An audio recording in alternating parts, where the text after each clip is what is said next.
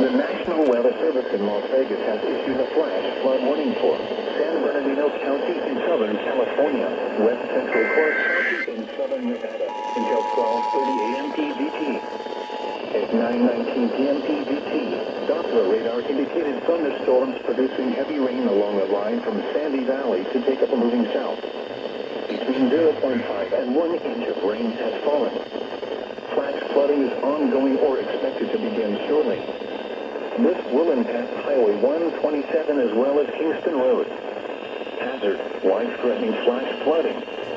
Thunderstorms producing flash flooding.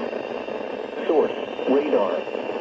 Impact, life-threatening flash flooding of low water crossings, creeks, normally dry washes and roads. Some locations that will experience flash flooding include Baker, Dumont Dunes, Tecopa, SR 127 near Dumont Dunes, Sandy Valley, and Good Springs.